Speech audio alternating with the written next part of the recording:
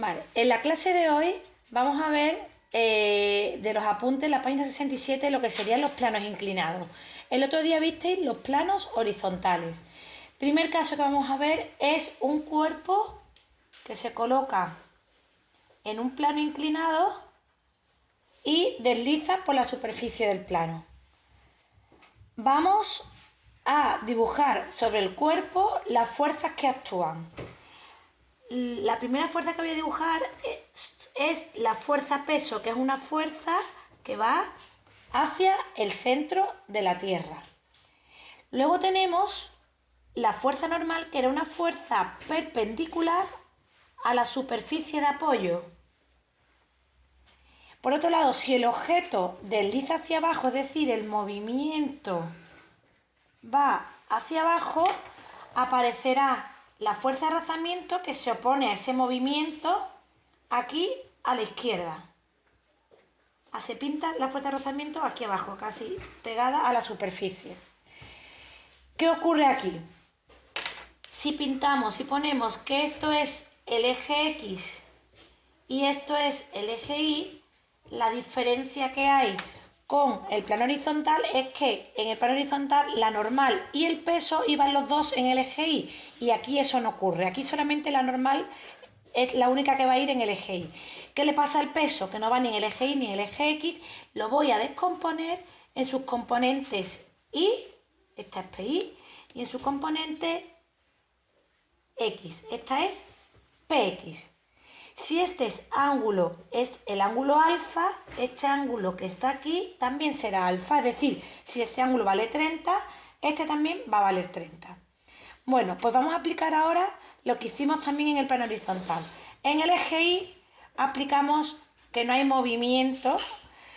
Aplicamos la primera ley de Newton. Decimos que el sumatorio de las fuerzas es igual a 0. ¿Qué fuerzas hay en nuestro eje Y, que está aquí en rojo? Pues por un lado está la fuerza normal y por otro lado está la fuerza PI. Y esto será igual a 0, aquí con los vectores. Ese PI, esa fuerza PI se puede calcular porque si yo aplico a este ángulo el coseno del ángulo es el cateto contiguo, que es PI, partido por la hipotenusa. Estoy calculando los módulos, el módulo de PI y el módulo de P. De manera que PI es igual a P coseno del ángulo. Si me voy al seno del ángulo, podré decir que PX, que es el cateto, el seno del ángulo es el cateto opuesto, que es PX, partido por la hipotenusa, que es P. De aquí sale que PX es igual a P seno del ángulo. Bueno, pues sustituimos PI aquí por su valor. PI, o sea, si ahora prescindimos del carácter vectorial, lo que nos quedaría es lo siguiente: la normal que va hacia arriba se queda positiva al prescindir del carácter vectorial. Al prescindir del carácter vectorial, el PI que va hacia abajo se queda negativo. Y esto es igual a 0. PI, de aquí saco que N es igual a PI. Y PI se calcula con esta fórmula que está aquí. PI es igual a P coseno del ángulo. Es decir, yo podría poner que N es igual a P coseno del ángulo. Y esta es la primera fórmula a la que llegamos. Vale, nos vamos al eje X. ¿Qué ocurre en el eje X? En el eje X, que hay movimiento, aplicamos la segunda ley de Newton. Sumatorio de las fuerzas es igual a M por A. ¿Qué fuerzas hay en el eje X? Pues en el eje X tenemos PX más fuerza de rozamiento es igual a M por A. PX se calcularía con esto, con P por seno de ángulo, y la fuerza de rozamiento la calcularíamos en módulo. Bueno, perdón, antes de hacer el cálculo, perdonad, vamos a prescindir del carácter vectorial y poner los módulos. PX, como va hacia la derecha, se pondría positivo, mientras que la fuerza de rozamiento, que va hacia la izquierda, se pondría en negativo. Y esto es igual a M, la aceleración como va hacia la derecha será positiva.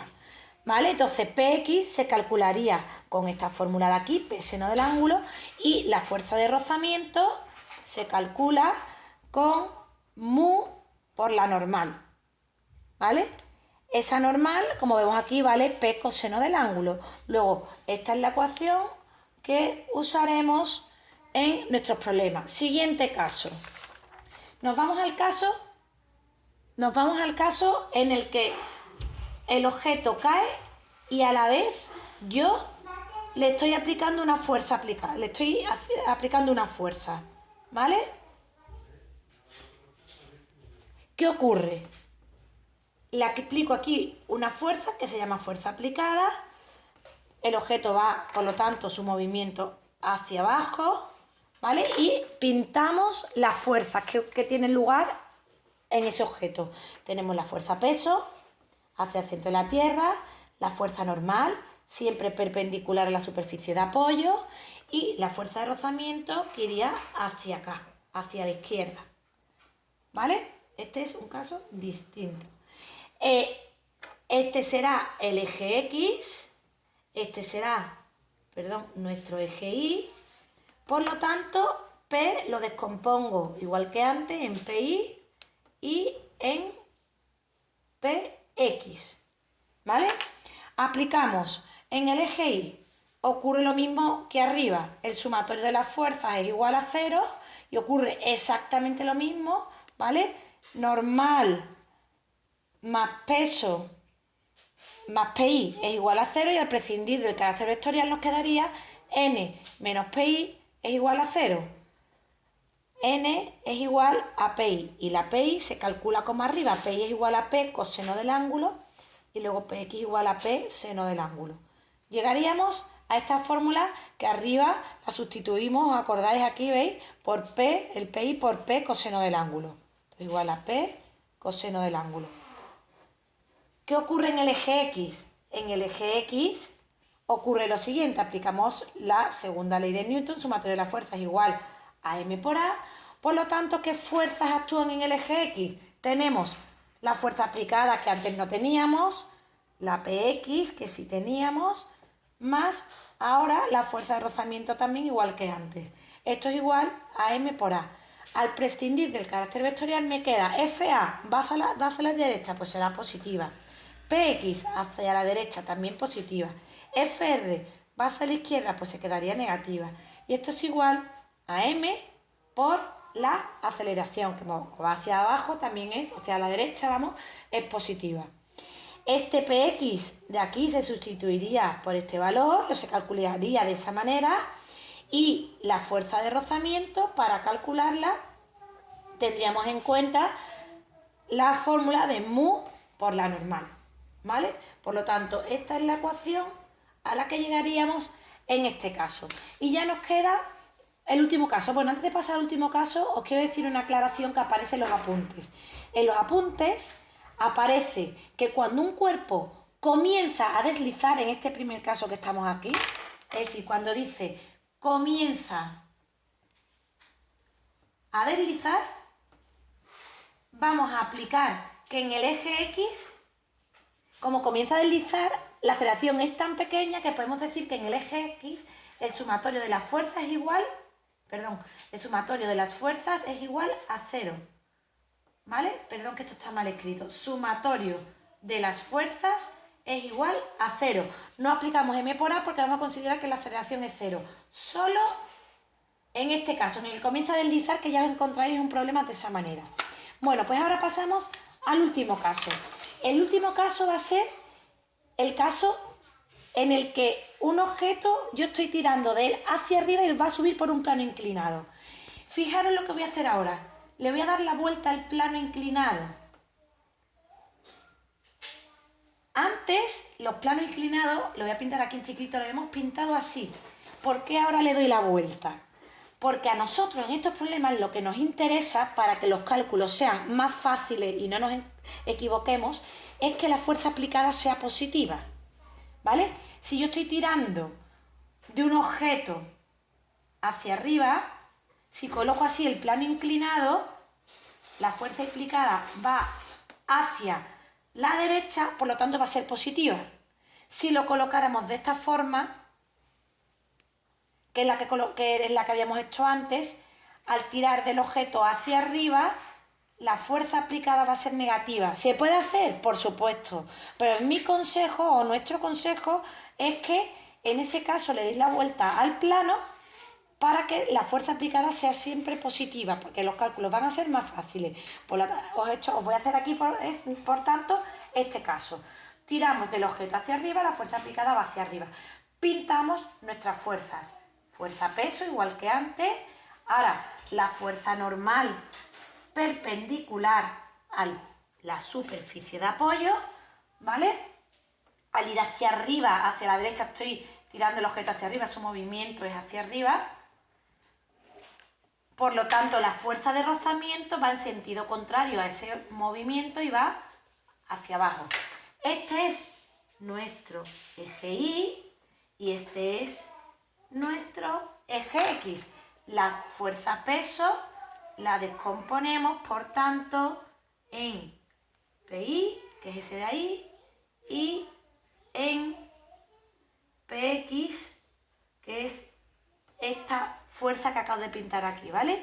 PX, este es PI, y aquí está nuestro ángulo, ¿vale? Por lo tanto, si este ángulo se llama alfa, ahora alfa va a ser este ángulo que está aquí. Nos vamos al eje Y. Eje Y. Sumatorio de las fuerzas es igual a 0, igual que siempre. ¿Qué fuerzas hay en nuestro eje Y? En nuestro eje Y la fuerza que hay es normal más PI. Y esto es igual a 0. En este caso, si prescindimos del carácter vectorial, igual que antes, normal es positiva porque va hacia arriba, PI es negativa porque va hacia abajo y esto es igual a 0.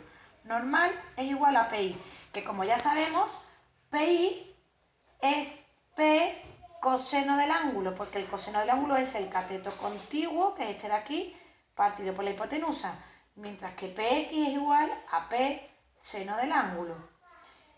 Por lo tanto, aquí la PI se puede calcular con P coseno del ángulo, igual que antes. Nos vamos ahora al eje X y aplicamos la segunda ley de Newton. Sumatorio de las fuerzas es igual a M por A. ¿Qué fuerzas hay en el eje X? Pues está FA, está PX, que es ahí, y está esta de aquí, que es la fuerza de rozamiento. Esto es igual a M por A. Si prescindimos del carácter vectorial, FA quedará positiva, que es lo que yo quería, ¿vale? Para que me sea más fácil. La PX ahora va a ser negativa porque va hacia abajo, ¿lo veis? Y la fuerza de rozamiento también es negativa porque también va hacia abajo, es decir, va hacia la izquierda, ¿vale? Del eje X. Esta va a la izquierda, esta va a la izquierda, esta va a la derecha del eje X. Y esto es igual a M, en este caso la aceleración, también como va hacia la derecha del eje X, va a ser positiva. PX lo calculamos con esto de aquí, P seno del ángulo, y la fuerza de rozamiento se calcula igual con mu por la normal. Entonces esta es la ecuación a la que llegaríamos también en los problemas.